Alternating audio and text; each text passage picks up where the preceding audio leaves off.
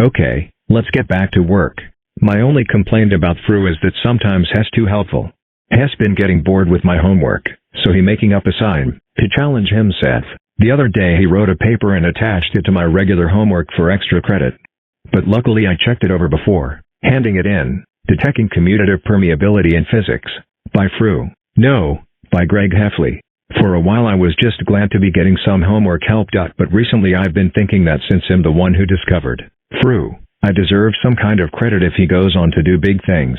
Nobel Prize. Wednesday. As if our house wasn't crowded enough, now Grandpa is living with us. They raised the rent at Leisure Towers, and he couldn't afford to live there anymore. So Mom invited Grandpa to move in with her. Dad wasn't so hot on the idea, even though Grandpa is his own father. But Mom says it will be just like the old days, when 3 generations lived under the same roof.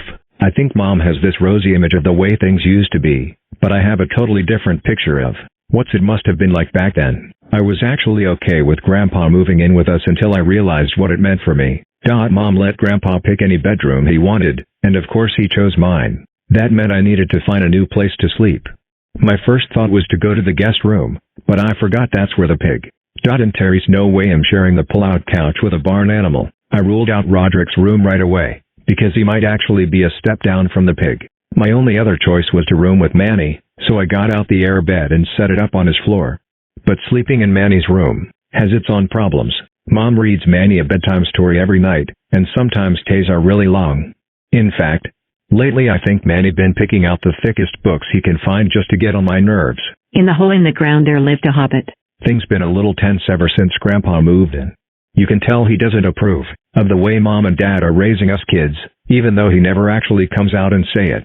Mom's been trying to potty train Manny forever, and she's experimenting with something called no pants after dinner, and it's exactly what it sounds like, skip. But Manny just prances around all night with nothing on below the waist. And eventually he ducks behind the recliner in the family room. Puss. I think Dad's a huge fan of no pants after dinner, but I can tell Hess even more uncomfortable with Grandpa being here to witness it. It's pretty obvious having Grandpa around is really stressing out. And every time one of us kids screws up, it just makes Dad Oops.